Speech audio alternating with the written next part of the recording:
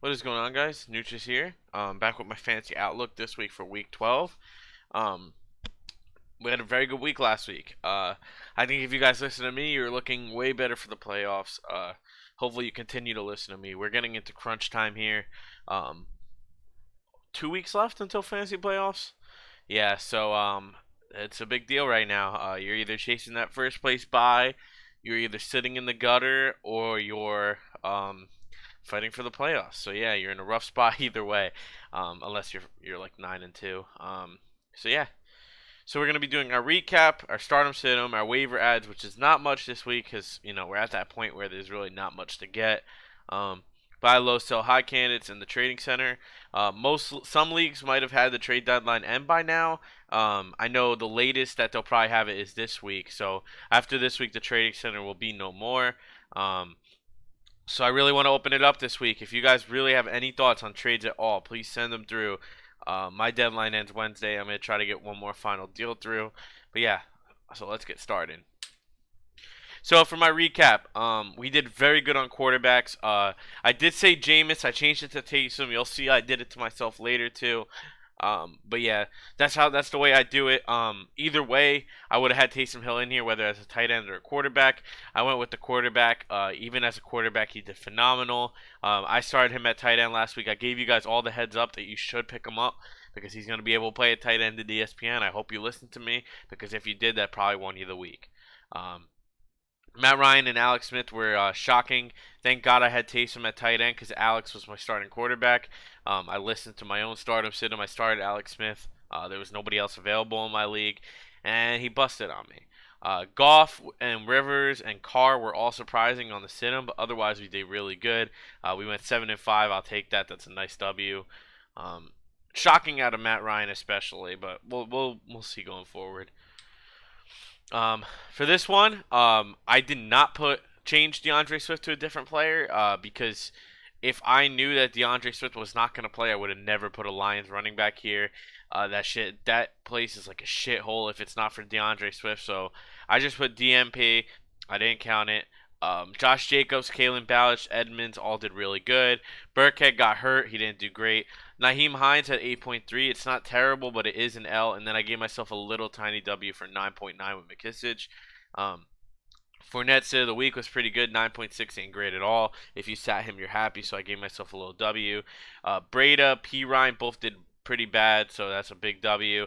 Gurley, I was right. That's a big sit. That's a guy you normally wouldn't sit. I told you guys to sit him. If you listened to me, hopefully you did. He only got 3.9, so you're happy that you left him on your bench. Jamal Williams and then Le'Veon gave me a tiny L, 10.6. 9-3. We did really good running backs this week. Wide receivers, we also did good, 7-6. The shocks were Jacoby Myers and Christian Kirk. Christian Kirk was almost a W, but I gave myself the L. And Myers was surprisingly bad. I was surprised Mike Evans did the way he did. He did pretty good, to be honest. And then Mims, I mean, barely gave me an L, but he did.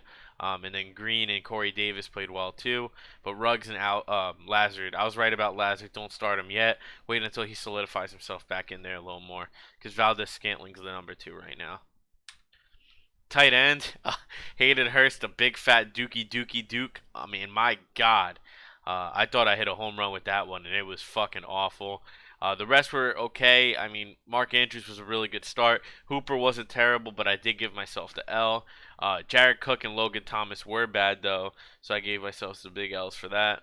Noah Font, small W, and then we did. Yeah, tight ends were a little rough, but 4-6. I've done worse. I've done better. It's not great. It's not the worst. But other than that, we've gone positive on the 3 major positions, so I was really happy this week. And then defense, we went 3-2 as well. The three of the defenses I gave you guys were huge W's. They were all 10 or more. Dolphins was a real shocker, and then the Vikings versus Cowboys, 3's not great, but at least it's not losing you points. That's not too bad. But the -1 from the Dolphins was very, very shocking. So for this week, my start of the week, Justin Herbert. He's gotten to a point where he might be a start every week, but I know a lot of teams in my leagues that have him and another quarterback. Definitely start him this week. Buffalo might be intimidating because they're a good team. Don't be intimidated. Rev Herbert up. He's going to have a great week. I got Matt Ryan back in here again, even though he bit me in the ass last week. Las Vegas is not very good at covering the QB. Carson Wentz, giving him one last shot as a start. Seattle is dreadful. I think Wentz needs to bounce back. I still think the Eagles are going to lose, but I think he'll bounce back. I think he's going to have a good game. I got Tua here. Tua's been all right. Tua versus the Jets should have a good time. Derek Carr versus Atlanta. Derek Carr's been shocking me. Every time I put him as a sit, he does well. Daniel Jones versus Cincy. Daniel Jones needs to prove it. This is the game to do it. Since he's going to be giving the ball away a lot on offense, so Daniel Jones might have more red zone opportunities. I think he's a good start if you need that guy to fill in. My sit of the week is Drew Lock. I would not start him versus New Orleans. I know he's been okay lately, but definitely not versus New Orleans. I got Ryan Tannehill, which is a little bold. Indy's defense is too good. I got Lamar here again. I sat him last time versus Pittsburgh. It paid off. I'm doing it again. Baltimore is just dreadful right now. Lamar is looking like everything that people thought he was going to be coming out of college. I got Jake Luton. Even though Cleveland's a good matchup, still don't start him, even if you're desperate. Pick Daniel Jones or someone. Jared Goff as a sit, and then I got Ben as a sit. He doesn't normally touch my sit-ems, but versus Baltimore, I think it's going to be a defense-heavy game. My running backs, my start of the week is Nick Chubb. Nick Chubb is suddenly fell down the fantasy pecking order. People don't value him as high. I could see somebody benching him. Don't bench him. He's going to do great this week versus Jacksonville. I got Salvin Ahmed, the Dolphins rookie versus the Jets. Jets are terrible. You can start anybody on them. Ballard did really good last week, so run it again. I got Gurley from the Sid'em back into the stardom in the good matchup versus Las Vegas. I got Wayne Gallman. I think he's definitely going to get in. Like I said, red zone opportunities for the Giants. I think Gallman's going to have a field day. I got John Taylor versus Tennessee. John Taylor had a good bounce back week last week for fantasy owners. I think you can feel good about starting him this week. I got Zach Moss versus the Chargers. Moss is the number one in my opinion, so I would run him. And then I got Bernard versus the Giants. They're going to have to run the ball a lot with Finley at quarterback. I think Bernard's going to have a good day. My sit of the week is Raheem Mostert. Even if he doesn't play, that means also sit of the week Jerick McKinnon. That means also sit of the week Tevin Coleman. Nonetheless, Mostert, I put him here because even though he's a stud running back, LA is very good versus the run. This is his first game back in a long time. I would not start him yet. If you have somebody that's decent to fill a spot, please do. Like Moss and Bernard, you might be able to get. I think they're a better start than Mostert. I got Gus Edwards. He's the number one now, but versus Pitt, I would not start him. I got Ronald Jones. He's been a fantasy disaster other than 2 weeks ago. I got Melvin Gordon. Melvin Gordon had a big game, but versus New Orleans, I wouldn't do it. Jamal Williams is a repeat offender here in the Sid'ems. Chicago's too good of a matchup to think about starting him. And then Devin Singletary versus the Chargers, I would not start him until further notice. I put him in here because even though he has a good matchup, you still shouldn't start him. Go with Zach Moss instead if you can. For my wide receivers, I had him as a start last week. This week he's a start of the week. DJ Moore, he's been clicking on all cylinders lately, even with PJ Walker at QB. I got Will Fuller versus Detroit, also been really good. But he's had a few shaky weeks lately, so I think that he is a start this week. I got Calvin Ridley. Calvin Ridley hype kind of died off. He really fell a lot, but I would definitely start him this week. I got Tyler Boyd. People might be worried because of the quarterback situation, but last year he did it with Finley, so I think he's going to be fine again. I have him as a start this week. The other receivers might be more affected, though. I got Travis Fulgham. He's been really slowing down, but versus Seattle, I think he'll have a good game. I got Jacoby Myers again. He fucked up last week, but I give him one more shot here in the stardom. And then I got Sterling Shepard. Sterling Shepard's been balling, and I think versus Cincy, he's going to have a big game. My sit of the week is Amari Cooper. Amari Cooper did me justice in the start last week, but Amari Cooper this week I would put as a sit. Washington's defense is really good, and I don't think they're going to be able to throw it to him a lot. I think if anything, it'll be more CeeDee Lamb. I got Jerry Jeudy here. New Orleans plays very good D, even though their ranking is not that high. I wouldn't start Jeudy. I got John Brown versus the Chargers. Corey Davis versus Indy. Indy's D is too good. Godwin versus KC. Godwin's been really falling down the pecking order. I think he's their number 3 now. I would not start him. And even though Scantling's been good, I would not start him versus challenging Chicago. Tight ends, my star of the week is Hunter Henry. Very good matchup, very good tight end. And then I got Evan Ingram versus Cincy. Ingram's been really good. I think he's really boom or bust, and this is like a boom situation. I got Hooper. He let me down last week, but I think versus Jacks he's gonna pick it up. I need him to really bad. I got Jazicki versus the Jets and Schultz versus the Redskins. I'm sorry, not Redskins.